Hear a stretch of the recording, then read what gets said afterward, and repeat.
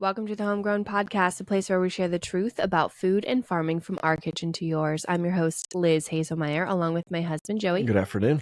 And together we hope to educate, inspire, and equip you in your pursuit of true nourishment. Today's episode is a solo episode. I'm so used to saying today's guest is because we've been recording nonstop with guests, and I love it because they bring so much to the table. But it's really special when Joey and I just get to sit down and chat with you guys about specific topics. And today we're doing raw dairy because it's one of our most downloaded episodes. We recorded several, I think 3 or 4 episodes of it, but some of them are like 2 years old, which the information honestly hasn't changed. But who wants to scroll all the way back, when we could just, refresh it. So we're going to get into some raw dairy. And I think the thing that I always love to start with in this conversation is just the history of raw dairy, because once you learn some of the history, you see that it is such a politically driven movement within our food system. And I think the first thing everyone thinks when they think of raw milk is food safety. What about foodborne illness? Yeah. What about tuberculosis? What about all those babies that died? Real questions come up. So I want to talk about that. So yeah, how do you want to dig in? So getting into the history of it, I think we can discuss sort of how we got to a place of pasteurizing dairy in the first place. And so take me back to the beginning of how we came to a place of pasteurizing dairy at all. Anyway, because in case people didn't know that are listening to this potentially for the first time. And I think, I would even go back a little bit. And if I could rephrase something you said, a lot of this information won't be the same. And that a lot of what we're learning and speaking on today will be a refresher on some ideas that, maybe stand true. We're not going to change the history of how raw dairy became the way it is today. But our understanding of it, our understanding of how people view raw dairy has definitely adjusted and grown since the last time we talked about this. And so I would see this as a refresher course rather than hey, we don't want you to have to scroll to the bottom, right? So anyhow, I just No, that's good. I think take me back to the history again so we can review sort of pasteurization, and then we can go from there. So pasteurization, it starts with a man named Louis Pasteur. And for this episode, if you're watching on YouTube, I'm going to be looking at my computer in front of me because I wrote an entire raw dairy guide that is for free. So if you want to go ahead and download that, get that, I'll put it in the show notes. It's just a really good kind of roadmap for us. And so I'm going to use it as an outline today in this conversation. And to talk about pasteurization means we need to talk about the man that pasteurization was named after. And Louis Pasteur was a French microbiologist in the mid-1800s. Everyone knows him for his work in the dairy industry, right? Pasteurizing. But he actually got started first in the French wine industry because they were trying to figure out a way to transport their wines further without it decomposing so quickly. So as a microbiologist, he was grasping the concept of microbes and enzymes. And so he was like, if we apply heat to the wine and kill those enzymes, it will thwart the kind of natural fermentation, continued decomposition of the wine. You know what I'm saying?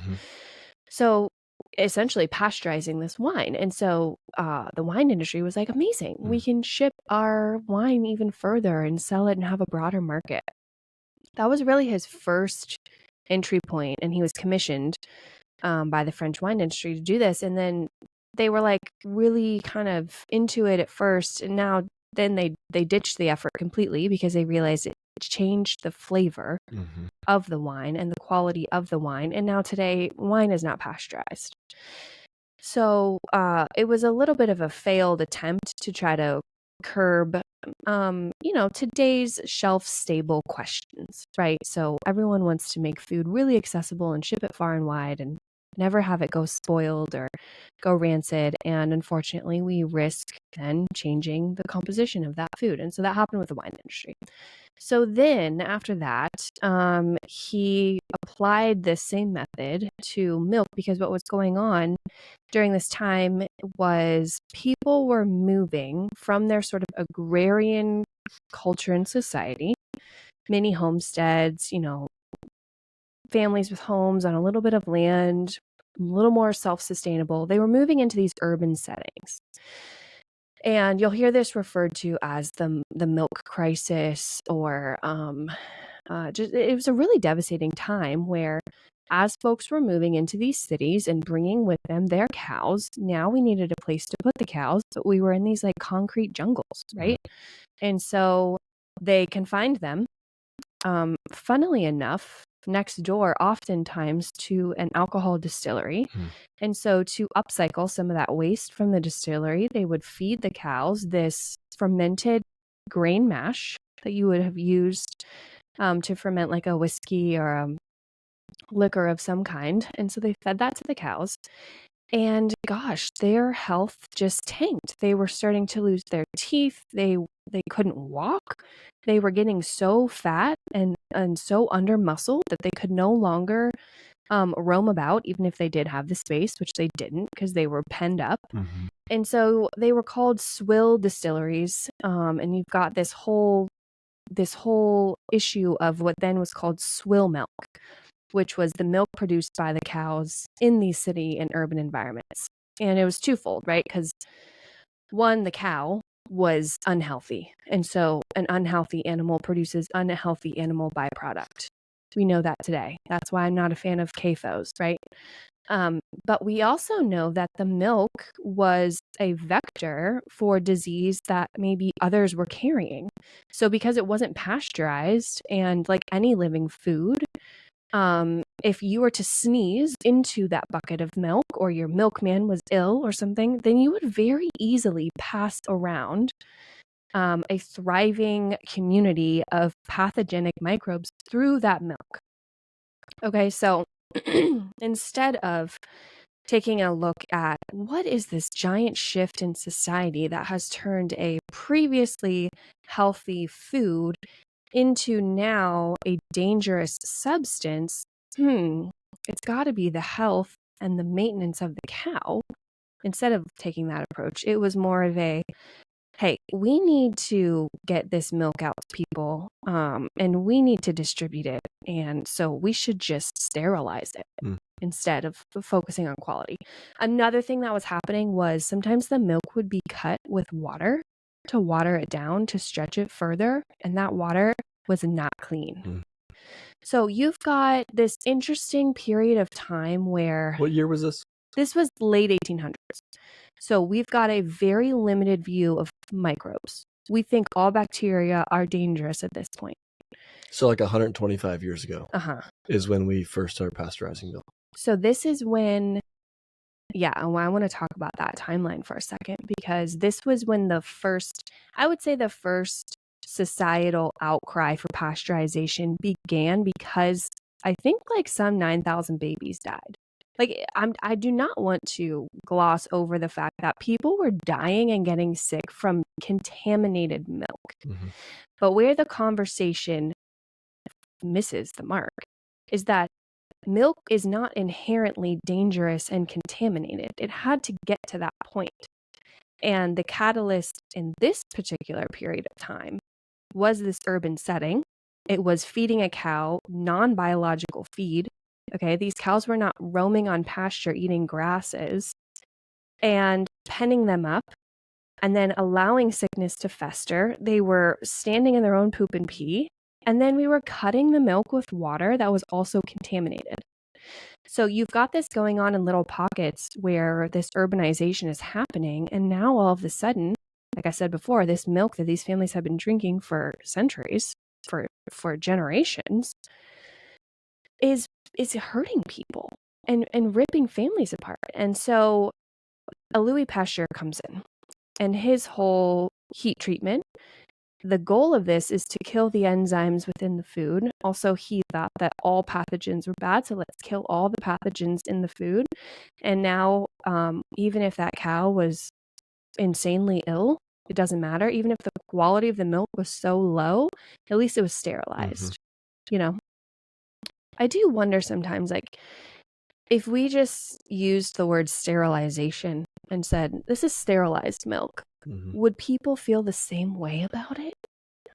The term pasteurization is such a brilliant term because it kind of alludes to this like other form of treatment that is so necessary to milk specifically, even though we pasteurize our orange juice, any juice really in the store, any fluid in the store is pasteurized. It's got positive connotations to it. I think with milk specifically in this time period, the one learning I'd like to pull out of this that is common in all food and in a lot of intervention oftentimes, and it's that their reasoning for intervening some 125 years ago was not in that they had some like government plan to take down America and, we're going to, take away this really healthy source of vitamins and fats and protein. It's not like that was the purpose. They didn't want to cause an epidemic of, lactose intolerant people that would then have to be forced into drinking like nut juices and, coconut milks. It was not some, brilliant plan to start, oat milk companies. The purpose of this endeavor, some 125 years ago, of pasteurizing milk, heating it up to sterilize it, was a good one. The intentions were good. The intentions were, hey, we have milk and we have created a system to mass produce milk in the city so that people can have the milk that they need. We don't understand entirely what is going on inside the milk after we warm it up and how that affects our bodies. So what we do know is that if we don't do this, then it can be harmful. So I think like a starting place here is, and you see this in a lot of ways, right? I think the initial introduction of herbicides and pesticides and GMOs and things like this, it's like, wow, how awesome would it be if farming was easier and better? How awesome would it be if we didn't have to deal with weeds or we didn't have to deal with bugs killing our crops? Yeah. And what happens is that we get into a system and then people start making money, then they have a business about it, and then they have to protect their business. And then there's farmers out there that have done it one way for a while, then their pride gets in the way of being able to be told that they're wrong. And we have this huge just like mess and chaos of people getting stuck in their ways, people being prideful, and people having, money on the line. And now when we want to make changes, it becomes this like me versus you kind of situation. And that's what's really unfortunate. And that's kind of what we see in almost all of these different, me versus you kind of protocols. And when you stop and you look at the science and the kind of history of something, I feel like it really sheds some light on it. Yeah. Anyways, continue. No, that's a good point. It's not like this conspiracy to eliminate nature's best food. If you Google or whatever, insert any search engine you use, swill milk scandal, you will see it was New York, had like 8,000 infants die of this swill milk. Okay, that's just one example. So this is happening in little pockets, basically setting the stage for a real necessary innovation. If we're going to live in these urban settings and we're going to be having these unhealthy cows produce milk for us, then we have to do something. Otherwise, people are going to continue to die. So something I always like to pause right here in this point of history, that was in the 1850s. So we're still like mid to late 1800s. Keep in mind, these people were falling ill primarily because the cows were ill. Now, today, the reason why we pasteurize is not because we're worried about cow illness per se. Now, as I'm recording this, there's like news about the bird flu crossing over into cows. Okay, this is a whole other thing, but there is now the main argument for pasteurization is foodborne illness. So this is, again, how I mentioned, you could sneeze into that bucket of raw milk and then it could kind of fester. Any living food that has not been sterilized has potential to breed pathogenic bacteria. And most of the time, the way that foodborne illness gets into something like a milk or a cheese or a lettuce or anything like that is from contaminated water or manure of cows who are kept in confinement or animals that are kept in confinement and breeding these really dangerous types of like E. coli. Okay, so there's like a ton of different types of E. coli. There's only one that we're really concerned with. And listeria, things like that are often the poster children for foodborne illness. And so there's a huge difference between in the late 1800s when we were worried about spreading disease and pasteurization came in to solve this, quote unquote. But then now we have cow health. We have an entire establishment of understanding and guidelines and veterinarians and farmers who can tell you the health of their cow just by looking at it. We don't deal with, at large in the United States, we don't deal with outbreaks of bovine tuberculosis. We don't deal with these large outbreaks of cow illnesses. And so that is no longer the threat. And I just think that's important because what we feared, quote, back then is not the same justification for why food is pasteurized today. And again, this gets back to the argument that pasteurization is largely a political decision versus one for food safety. Because if we're looking at food safety, raw milk is actually so low on the list of exposures. And one could argue, well, there's less people drinking it because it's so fringe. And that's just not accurate because the CDC refuses to update their numbers, even though herd shares have increased by like 10x. And so that is just, I like to pause and say, okay, back in the day, we were worried about this, and this is how we solved it. I think back in the day also to now, it's not only just we have healthy cows, we also have a better understanding of bacteria and gut health and what enzymes do for us. Yeah. And we also have better understanding of what happens to a product when it is pasteurized, the good and the bad of that process. And I'll tell you what, there's still a part of me that if I am in the wilderness, I'm trying to make it, and I find a creek and I get some water, guess what I'm going to do? You're going to sanitize that water. I probably want to boil that water. You're going to filter that. Like there's things that we're doing that are helping us prevent potential illness, and the riskiness, like the risk of, hey, upstream from that creek there was a dead animal that's rotting, right? And it's laying in the creek because that's just what happened. That kind of factor is still in play. Now, like you said, if we know that there's good bacteria as well, right? This is why we are pro probiotics. Pro probiotics. Right. Yeah. There are people out there that are buying pills of probiotic pills, and then they're refusing to drink raw milk. It's a funny dynamic. It's wild. Right? It's I want to improve my gut health, and I want to introduce enzymes into my gut so that it can do a better job of digesting food, so that I'm less, gassy and upset stomach or whatever. So I can digest my food better. And so I'm going to drink kombucha that's full of sugar, and I'm going to pasteurize my milk. Yeah. It's so interesting, right? Because there's some natural ways to do that. And as humans, and because there's businesses that are making money, oftentimes what happens is that we reach for synthetic inputs to get us to where we want to go, when there's a lot of ways that naturally we can get there on our own. Yeah. And raw milk would be a way to get there on your own. Yeah. So here's a couple dates we can. This is a picture I just want to paint for you, just really clearly. So we're talking somewhere 1840s is when Louis Pasteur is coming up with this, and then we're talking maybe 1870s is when this is first being applied to milk. Now, 1908 is the first time in the United States where we see mandated pasteurization, and that happens in the city of Chicago. So we're what, some 20 plus, maybe 40 years past Louis's first kind of discovery.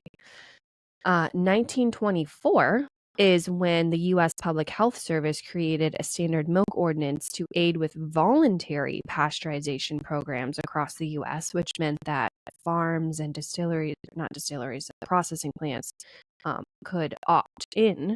Okay, so this is the 1920s, where this is still a voluntary program. And then it wasn't until 1948 when the first state mandated that all milk be pasteurized, and that was sold within that state, and that state was Michigan. And in 1987, nearly 100 years after Pasteur's discovery, the FDA finally mandated that all milk and milk products made for human consumption be pasteurized. Okay, so we're looking at about 100 years of a time frame where, again, society is shifting. This is a major turn of events. And this wasn't like within 3 to 6 month period, people are all of a sudden dying from the milk out of their family cow. Mm-hmm. This is our folks are moving into more confined areas, and we're producing food in a different way, and we need to adjust and move into that space. Mm-hmm. And we are building up these federal agencies that are relatively new, and they need to start kind of acting in their authority and creating these rules and regulations. And so that happens. I just think that's interesting, mm-hmm. that 100 years could pass by. And I think a lot of times people are like, oh, we've been pasteurizing milk for a long time. No, we haven't. 120 years? Is that our total length? I mean, in the grand scheme of history, that's not long at all. A lot of people would argue that's like the modern era, right?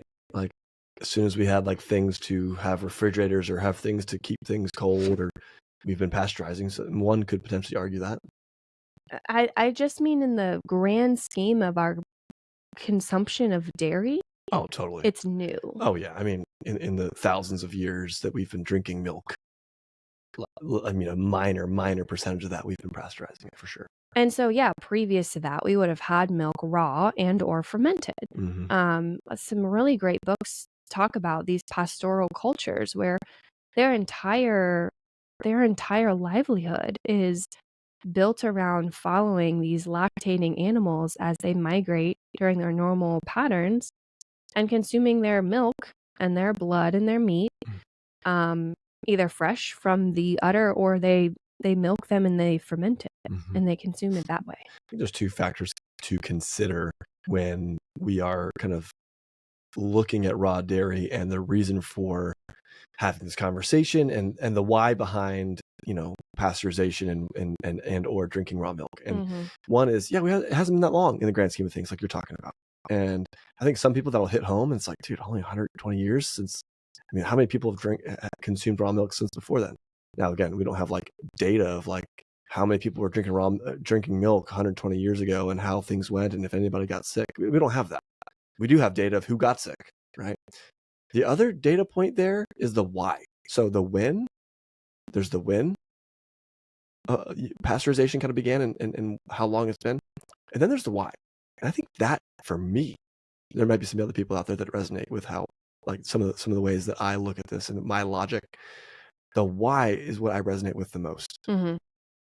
We didn't start pasteurizing milk because just nothing changed. No variables were introduced to this industry, and it's just inherently is dangerous.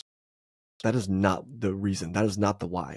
The why isn't that, man, we've just have this problem of drinking raw milk. Because if that were the case, early on, we would have just stopped drinking milk. Yeah, we would have. Yeah. If we look at the why of pasteurizing milk was not because milk is inherently dangerous. It's not because drinking milk from your cow, from your home, from your homestead, from your local farm, it's a risk, right?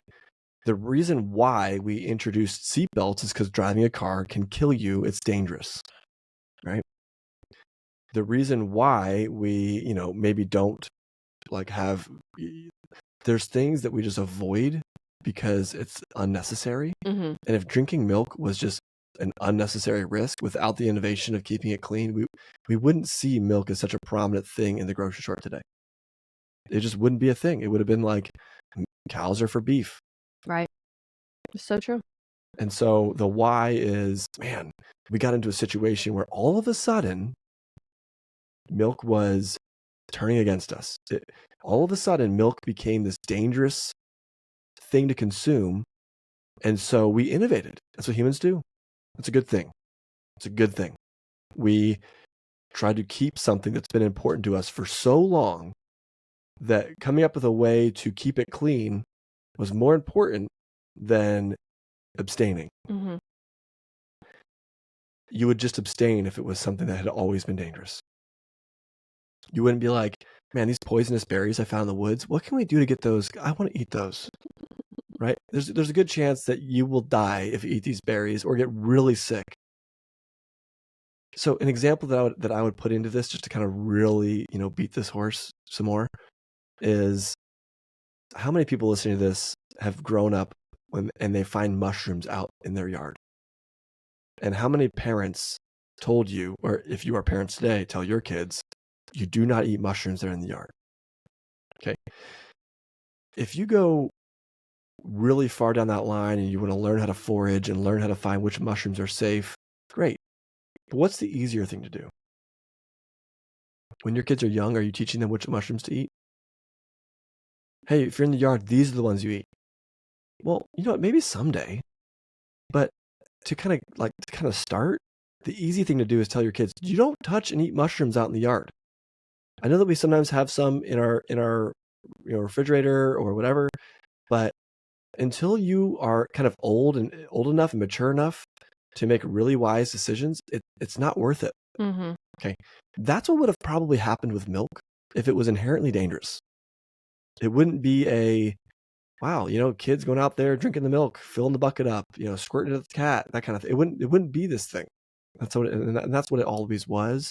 And the why behind the pasteurization of milk is not because it's been inherently dangerous forever and we just had to figure a way out of drinking it. We're so obsessed with milk.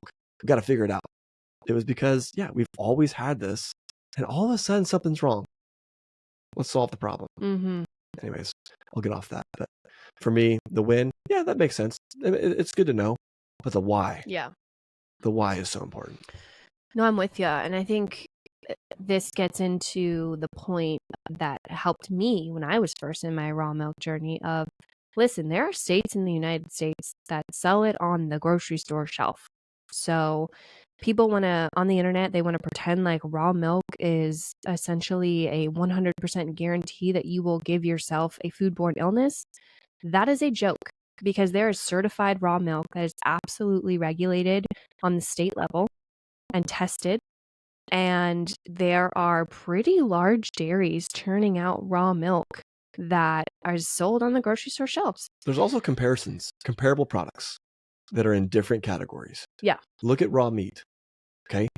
As someone that went to culinary school, I've watched the evolution of meat consumption at different temperatures over the years. Mm-hmm. It's been fascinating to watch. When I got into culinary school, a couple of years prior to me going to culinary school, pork was always a well-done meat. No matter what, you cook it well done. Mm-hmm. Chicken has always been that way. You cook it well done. Beef, not so much. It's like, well, what's the difference? Duck, we're serving duck, medium rare. Why? Yeah. Mm-hmm. We're eating fish completely raw. Mm-hmm. We're making beef carpaccios now. It's raw meat. You might hit it with some acid. But like, we're watching proteins being cooked less and less. The more we understand bacteria, and the more we understand sterilization, and the more we understand cross-contamination, the less we're cooking meat. Now, chicken's not being eaten regularly raw yet. And I'm not saying I'm desiring that, but I wouldn't be super surprised if 20 years from now, people are like, I'd like my chicken medium rare. Okay. I'm not interested in that personally, just because it's a texture thing for me. I don't regularly eat raw chicken. Shout out to Max Kane, though, who does. Shout out to Max, who's crushing. Yeah. The pork, though, in the last 20, 30 years. So all of our listeners that are in the Gen X and Boomer kind of generation, you know what I'm talking about. Pork has always been 165 temp. And all of my, kind of Gen Xers to millennials to Gen Zers and alphas that are cooking on a regular basis know that you can serve a pork tenderloin or pork chop or whatever, medium rare. You can do that. It's now acceptable. Medium rare, really? Oh yeah, pork tenderloin. Wow. Absolutely. People are serving it. It's happening. And it's like, whoa, what happened? Well, nothing really happened. Nothing's really different. But at one point it was, we have to cook it to 165 because that's the temperature that all bacteria is dead, or all the bacteria that we're scared of or whatever, right? Yeah. And we're doing that to chicken. So we're all eating dry meat. Now, personally, I like to render out fat in beef. So I'm not even like a rare beef eater. I like mine like in the kind of medium kind of realm because I like that fat to get cooked out a little bit. Anyways, I'm getting off topic here. But you see this with meat. So sushi, right? Sushi grade tuna or whatever, right? This is full of bacteria. It's raw meat. And if you think about it, why are we not eating sushi from a gas station? At least, why do we not necessarily promote gas station sushi? It's not because the fish inherently is just worse. It's not like one fish that's wild caught is, well, that one, the fin was a little bit twisted, so that meat's not necessarily as safe. Yeah, it's the gas station employee having a lower understanding cross-contamination of touching Where did it. that come from? Yeah. How many hands has it been through? What was the processing like? How long has it been sitting there? How long has the bacteria that's on it had a chance to like grow? How old is it? Sushi is sushi. I mean, raw fish is raw fish. And we have this mindset, and it's like, well, what's the reason? Is it because it's at the gas station? That's so true. So often foodborne illness is such a personnel problem. I mean, look at Chipotle. 100%. Chipotle is by far the cleanest, most healthiest thing you could possibly get in a fast food restaurant, minus the fact that they still use seed oils. But like in terms of all of the testing that Zen does at Moms Across America, Chipotle wins every time. Why do they have so much outbreak? It's a personnel problem. It's because they're actually cooking in the restaurant. Or it's the manufacturers that are shipping the product to the store, right? So let's say they've got a farm that's growing a bunch of lettuce, because this is where we see it a lot, right? Or tomatoes, right? They're growing a lot of tomatoes, growing a lot of lettuce, and they process those. They ship those harvested produce items to a packaging plant that will then chop it, cut it, wash it, and then put it into a bag and ship it off. And those bags then go to like a Gordon Food Service or the other one, and then that place then puts it on a truck and Cisco, and they drop it off in the back of a Chipotle restaurant. They then load those things into their store, dump them into the cold and hot food line, serve them to the customers, right? Well, there's two ways that can be contaminated. And I think sometimes with the lettuce, we'll find that it's at the plant that's processing the lettuce, or you're exactly right. If it's isolated to a single store, it's the people that are cooking the food that showed up to work even though they're sick because they got bills to pay, right? And or they're chopping the meat. And they chop the meat up, the chicken up, and they bring some of that bacteria on their hands when they grab the lettuce.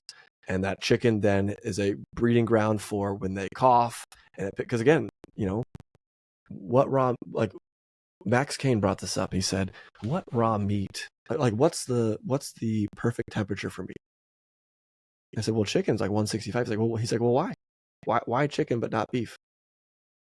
And I wanted to answer it. I was like, well, salmonella. He's like, well, salmonella is just like a bacteria that can live on anything. He's like, just because we found it in chicken before. Yeah, it's not inherently in the chicken. Exactly. And I was just like, this is crazy.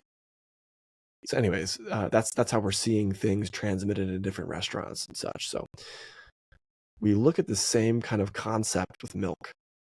It's the same thing, right? It can be a place for contamination. Same as raw meat, like a burger. I want my cheeseburger medium rare. There was a time and day where that was never a thing.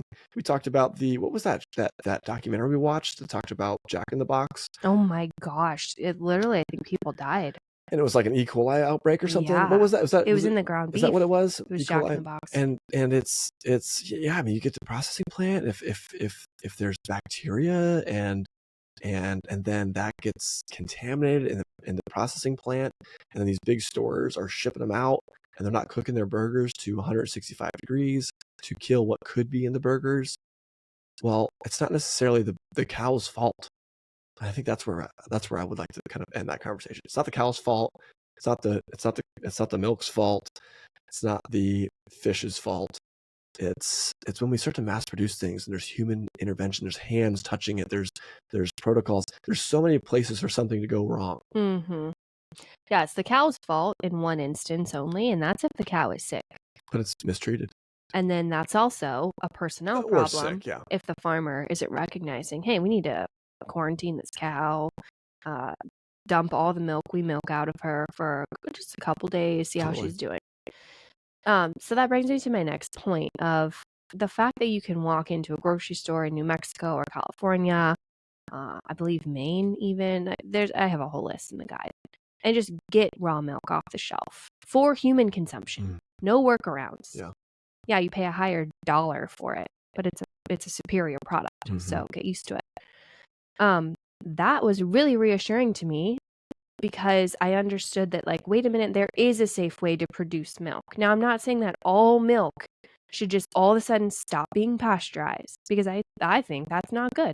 Because because of the manufacturing, there's going to be milk that's crap. Yeah, the dairy. If you stop pasteurizing it all. The dairy industry right now pasteurization, honestly, is such a crutch for them, because they can pool in milk from all different types of dairy, and we don't. It's an efficiency. It's an efficiency, and so I'm not like pasteurization needs to go away. No, but I think that you should have the education and the freedom of choice. And if you educate yourself and you choose, I don't want pasteurized, homogenized, denatured product at the grocery store sold to me for $3-4 a gallon.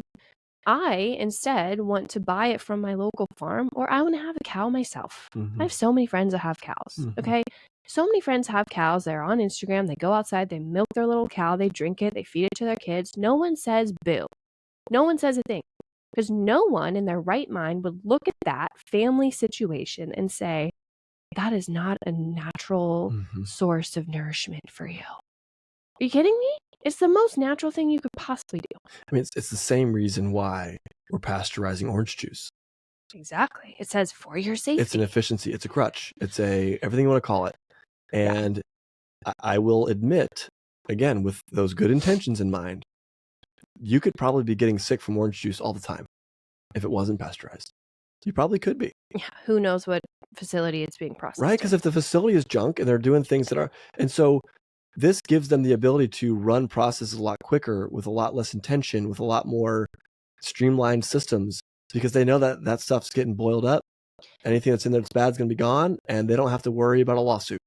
And no one would ever bring fresh oranges home from the grocery store and juice them themselves and feel squirrely at all about consuming that raw orange juice. I don't know anybody that's juicing oranges into a pan and then boiling it on the stove. Not a single one. All right, hold on, gang. Hold on. Don't drink that. I got to boil it first. Yeah. So I think this conversation has morphed a little bit, but I like what we're talking about right now. Well, I think we're making a case for raw milk. Yeah. Because at the end of the day, that's a major thing. A lot of people out there are going to listen to this, and I'd love to, and I think what we should get into next is some of the benefits. Like, when you're drinking raw milk, what are some of the value, what's some of the value you can see in your life? But I do believe there's so many folks out there that are, they're scared to jump that next hurdle into the raw milk game, the raw dairy game, because there's so much information about what, like, on the internet and books, and about why you shouldn't drink it. Because there are sides now. People have chosen sides. Oh, there's such sides. And I just want to share the information of the why. I want to share comparisons of other products and why they're being pasteurized. I want to share the variances in production and how you could, easily look at, having a cow in your backyard, milking it, and being like, I can drink this. And same as you buy oranges and juice them, and I can drink this. And then finally, the when, like, how long has this been going on? So anything else on the kind of reason for why we're drinking raw milk? Yeah, well, let's get into it. Let's talk about, I think, one, we go with the pitfalls of pasteurization, because that's like a whole page in the guide. here's the issue. Anytime you are adopting a practice for wider distribution and easier packaging, you are sacrificing something. It's why there are ingredients in foods that if you made them at home, you'd never add those ingredients because their food at the grocery store had to sit on the shelf versus the food in your home didn't. Okay. So just a fact. Pasteurization unfortunately reduces the bioavailability of calcium and phosphorus, reduces the presence of copper and iron. It reduces vitamins A, the B vitamins, vitamin C, and vitamin E. And it destroys a lot of not only the enzymes and the probiotics, but also the ability for your gut to produce its own lactase to break down lactose. So you're taking this beautiful product that is designed for mammals, which humans are indeed mammals, and you are heat treating it. And you're changing the molecular and the chemical makeup of this. And so now, and this is without even homogenization, but we can get into that as well. And so it's not really what are the benefits of raw milk? It's what are the benefits of milk, but then what's the detriments of pasteurized milk? Yeah, does anything change? So the benefit of milk is active enzymes, probiotics, healthy fats. Proteins are not actually denatured. The vitamins are able to be assimilated into your body. They're bioavailable. The calcium, your body's actually able to utilize it. So it's more of and we're in such a weird time. I love when you see an old advertisement from the 1950s or something for milk, and it's milk makes me strong. And we're in such a weird time now where even just straight milk is demonized. And you're like, if you're an adult drinking milk, you have a mental illness, and it's now everyone wants their oat milk and their nut juices, and it's insanity. So no shame to people that are drinking the almond milk. I just think that there's a difference when you sit down and you think to yourself, I am doing something better for myself because I'm drinking almond milk, even though I could drink raw milk. It's in that scenario where I would say they are not a like for like comparison. Thank you. You can have almond milk. I have it often. Do you? When do you drink almond milk? I don't have it that often, but I will have it in things, and I'm not oh, I can't drink this or I can't have this because it has almond milk in it. It's if it's going to be in a dessert or in a coffee beverage or something that I'm going to be served, the only thing I'm worried about is how is that almond milk or that oat milk or whatever produced? Is it just full of seed oils? So oftentimes they are. If it's not, I'm not that stressed. I'm down for it. It's not like it's going to hurt me, but it's certainly not a comparison to milk. Yeah, just because they use the term milk does not mean there's any nutritional equivalence. Just because it's white doesn't mean it's milk. Yeah. So what they're doing is they're basically trying to take the vitamin and mineral profile of dairy, and they're just fortifying these nut juices, and then unfortunately adding in fats to again mimic the nutritional profile of milk, but it's often canola oil. And you're just left with this subpar, probably glyphosate-ridden, disgusting slurry of, semi-white liquid. Yeah. And I would even go as far to say that pasteurized and homogenized milk at the grocery store is not even in the same category as whole raw milk. It's just not, because even that they have to fortify with vitamins and minerals, and it's been the protein your body it can't even recognize, and it could be from how many different cows versus the milk I get from my cooler every week is from one cow. So a lot of benefits, a lot of detriments on the pasteurized side for sure, and I think there's a number. We've talked to so many people, and I've experienced this personally, so I'm going to say it because I have data. Okay.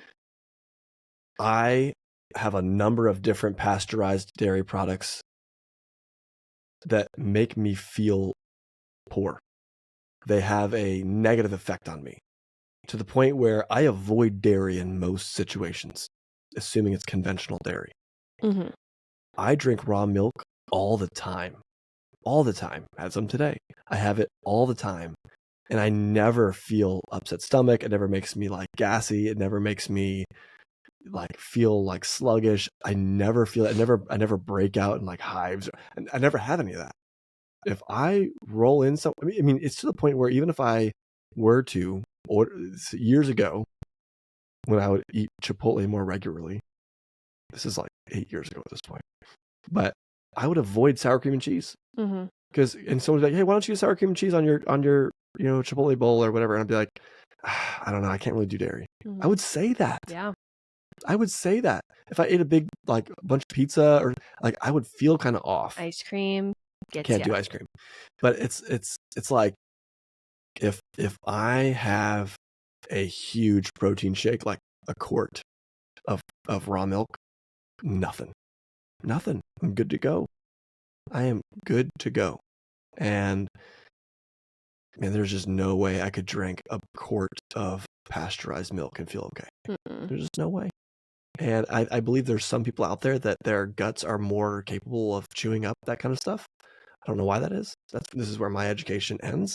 But the data that I've collected for me personally is that I would have been that person that says, man, I can't get regular milk in my lattes. I'm going to need to go with the oat milk. And I don't blame people for doing it because they feel it. They have their own data. Their data is milk is bad, oat milk is good. There's people out there in the world today that don't know that there's this variance of milk that could potentially be easier on their stomach. It's crazy. How would they? How would they know? They'd have to listen to a podcast. There you go. You know what I'm saying? Okay, so where should we go from here? Because we've talked about the history of milk. We've talked about why pasteurization was a true solution to a man-made problem. Yeah. But again, reiterating the fact that the milk from a cow, the milk from any lactating animal, is not inherently dangerous. To be inherently dangerous, you need to have a sick animal, a sick environment, or an unhealthy, unsanitary bottling and transportation process. Totally. Okay. But without those things, those are the variables you're working with. Yeah. So let's talk about how to get clean, healthy milk in your family. If you don't live in a state where you can just go to the store and buy it off the shelf, there are options. Now, there's a few states where it's just you can't get it. Like Louisiana, Nevada, you just cannot get it there. And for those people, I say the next best thing is low temp pasteurized because it's pasteurized at a much lower level, more gentle, non-homogenized. So you're still keeping those fat molecules intact. You're not busting them up, creating tiny little molecules that can slip through your gut lining. And oftentimes those are just sourced from cows that are primarily grass-fed. So you can get some high-quality milk that is still somewhat treated, better for you than the ultra-high temp pasteurized organic milk, in my opinion, sold at the grocery store. So, but for friends who live in states like we do, like in Ohio or in Michigan or other states where herd shares or private membership associations are an option, what you're basically doing is you're entering into an agreement with that farmer or that buying club and saying, I will pay money for the housing and the care and the food and the shelter for this cow. And in turn, I, as an owner of the herd, am totally, what's the word I'm thinking of? I am entitled to the milk that that cow produces. And so that's how you can legally obtain it. It's not like an illegal scam. It's not like I'm going to some guy in his truck and like, give me the goods. Okay, 100% legal. There's also states where you can buy it off the shelf, but it will say pet food only. And let me be clear that no one would willingly feed their pets contaminated raw milk. So for those producers in those states, like in Florida, those producers are still producing clean raw milk intended for consumption of your animals. But I know almost everyone consumes it themselves. I think North Carolina is also the same way. But here's the thing. You, as the consumer, you are the one that has to be the investigator. You have to do the due diligence. And this is where people need to change their mindset and their thinking because we're so used to passively relying on the federal agencies for our health. And okay, they're going to take care of it. It's fine. In the world and the market of raw milk, that is not a luxury you have. Mm-hmm. So even if you find a farmer who has a herd share, you need to have a conversation with them. Say, where are your cows most of the time? What are they fed? Do you supplement any feeding? If so, what is that feed? What do you do in the case of a cow feeling sick? How do you make sure that your herd remains healthy? Do you ever dry up your cows in preparation for calving? Do you give them breaks? Is there a seasonal gap in your milk production? How many cows are you tending to? What is your milking process? Are you milking via machine or by hand? Who's involved in that? How are you bottling this? How quickly is this coming down to temp? Where are you storing it? I'll tell you right now, my milk comes from an Amish farmer. He doesn't have a refrigerator. He has a giant ice room that is adjacent to a walk-in cooler that the air is blown in. I mean, it's freezing in there. It's definitely a refrigerator, but it's non-electric. Okay, these people are working and they are so knowledgeable in their craft, and they know these cows. They're with them day in and day out. I've watched them bottle my milk right there. I've witnessed it. Okay, so these are questions you need to ask your farmer. And if you're in California and you know enough and you want to go on like Raw Farms website and listen to an interview by Mark McAfee and feel good about buying that, go for it. Like, you should know that the milk sold in the store is also being regulated by your state. So that whole spiel I just gave about not relying on the agency doesn't apply to you because you have milk sold in your grocery store. So it is regulated. But there's a divide. There's like privately sold milk and there's like publicly sold milk. You see what I'm saying? So it's up to you. And then, of course, you have to have that conversation with your family. Is this worth it? And it's funny because it seems like the items at the grocery store we've been trained to pay the least for are like milk, eggs, and bread. We're like, these are commodity. They should be cheap. We should pay $2 for milk and $4 for eggs and $1 for bread. And in reality, in our house, those are flip-flopped. Yeah. I pay a premium for my milk. I pay a premium for my flour that I use to make my bread. And I pay, $5, $6 a carton for my eggs, which actually is like pretty reasonable. And so it's not a matter of now everything I buy is more expensive, but maybe you shift your funds for that higher quality milk product because it's a bigger bang for your buck. It's a priority. Is it a priority? You ask yourself that. Yeah. Super good. I think if you know anybody that is on the fence about raw milk, share this episode with them. That's the point of this. That's the purpose. That's why we wanted to do this refresher, talk about kind of some of the reasons behind the consumption of raw milk. We've been drinking raw milk now for about what, 9 years, 10 years? No, 8 years, 7.5. 7.5 years. And yeah, good to go over here. Loving it. Know a number of people, a lot of people that do it. So it's becoming more normalized. Maybe it's just in our circle. It's very normal.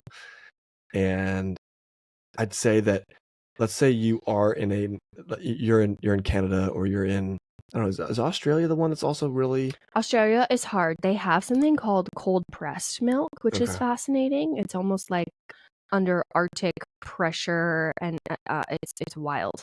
There's some question there as to whether that's denaturing anything, but yeah, Australia is also a tricky So if you're in Australia, you're in Canada, or some of these states we mentioned that are just like your toast for raw milk, because our recommendation would be to find awesome raw milk and to prioritize it in your home. That would be our recommendation. I think it will support your family way better than you think it will. But if you can't, yeah, there's these low temp pasteurized versions. Man, if those things are messing with you, and you're going for the almond milk or the oat milk or the coconut milk, the information I would give you about that. One, no, you're not killing yourself if you drink those alternatives. You're not. It's not that big of a deal. The thing I would say is that read the ingredients, because you're now talking about a hyper processed food, which is what these milk alternatives are. We just did a coffee chat about this. So if you're not on our Substack listening to our coffee chats, You need to go listen to that, and you go get signed up on our Substack to get those episodes, because talking about reading ingredient lists is a major thing. So if you are going to be buying, you need to be approaching it like a processed food. Okay, it's not milk. You're not pulling milk off the shelf. It's not a whole real food. I'm sorry. So it needs to be turned around, and you need to read the ingredient list. That's the difference here. So if you are drinking oat milk, coconut milk, almond milk, etc., turn it around.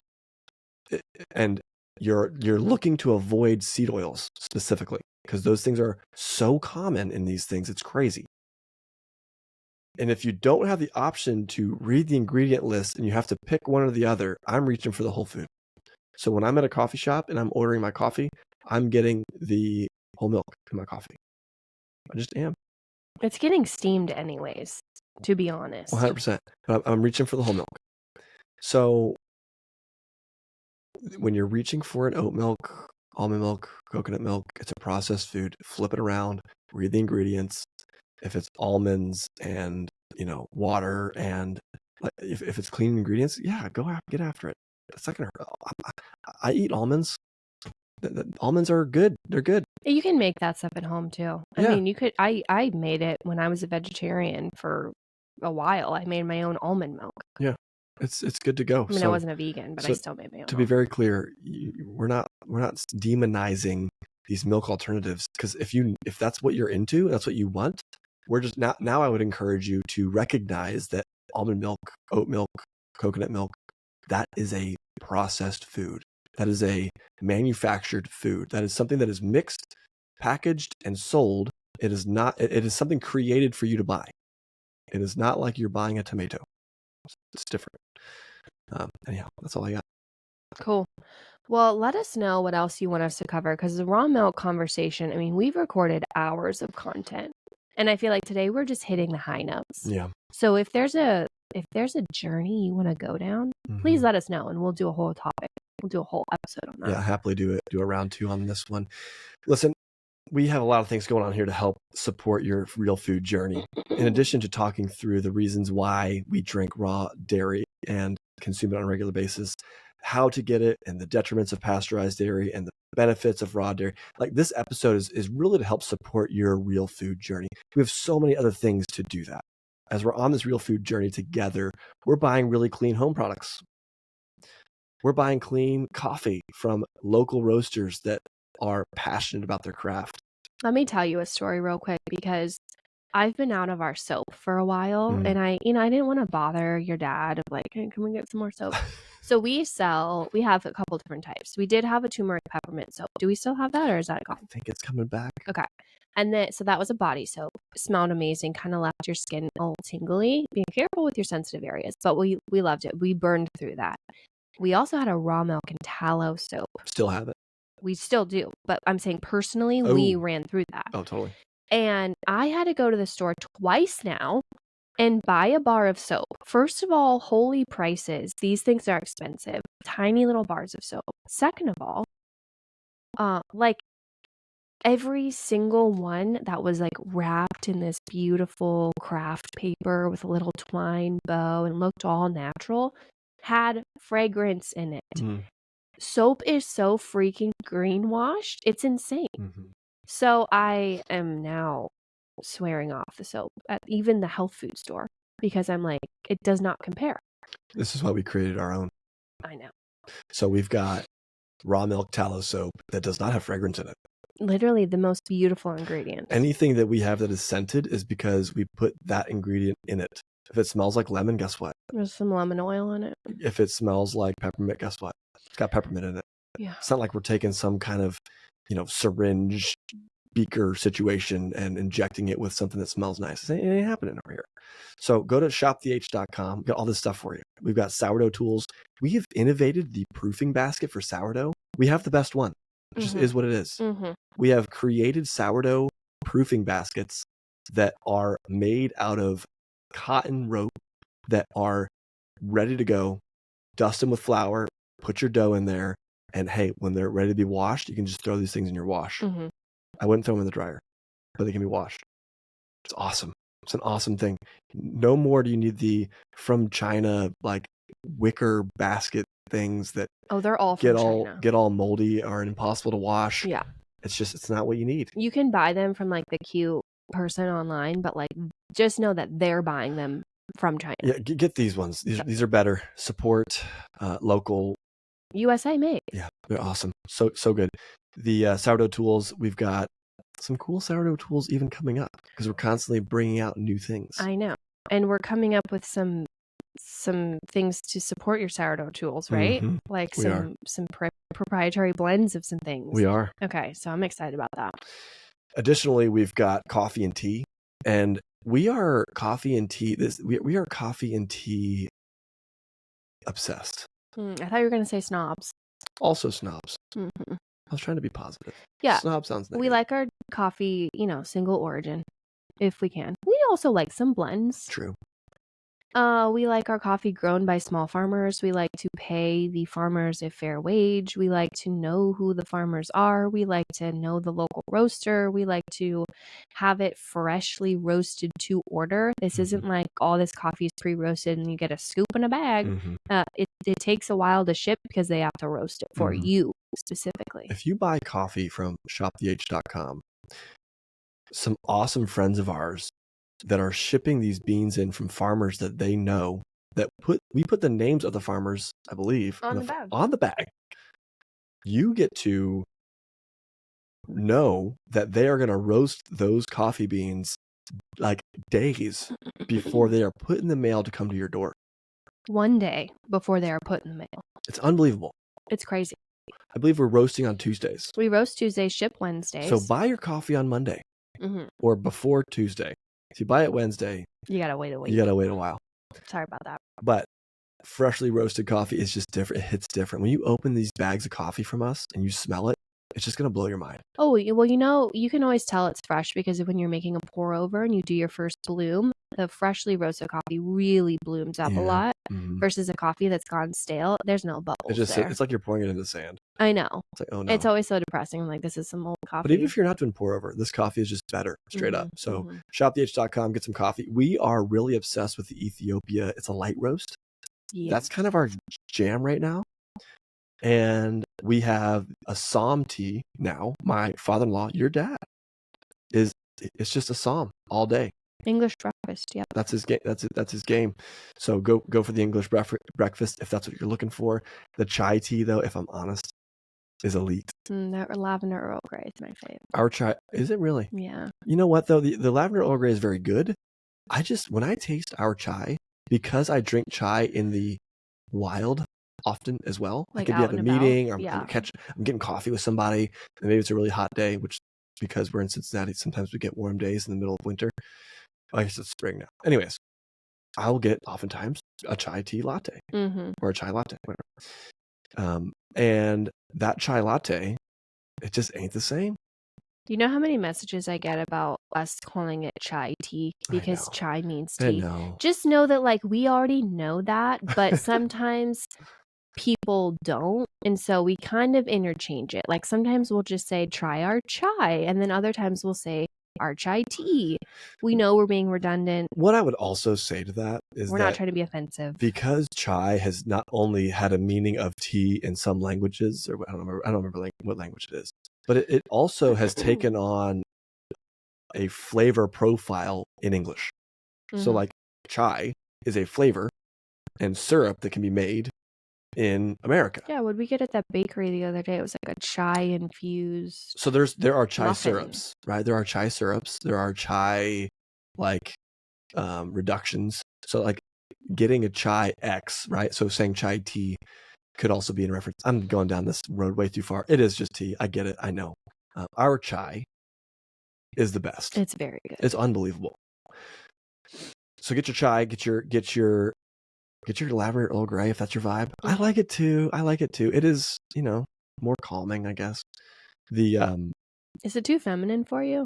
No, I like it still. Okay, just making I like it still. I wonder if is everybody out there putting milk in their tea? They should be. Yeah. Raw milk. Anyhow, shoptheh.com.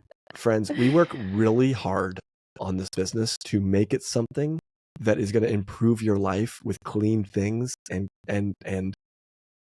take some of the guesswork of flipping that thing around to read the ingredients. Yeah, and we say no to a lot. We say no to a ton. Yeah. We got a tallow on there? Oh, yeah. Like a lotion? Our colostrum tallow. We shouldn't say that much because it sells so fast. Like, yeah. So if you like tallow stuff, we got that on our site. Just go to the website. It's just, yeah, we sell you it can so use fast. you can use the code Homegrown for 10% off your order. I don't know why we don't tell people that more often. Oh, yeah. Use the code Homegrown at shoptheh.com. You'll get 10% off your whole order. So if you're a podcast listener, you've heard it here first. Go get hooked up on shoptheh.com. Yeah, we love you guys. Yeah, we do. What else we got on there?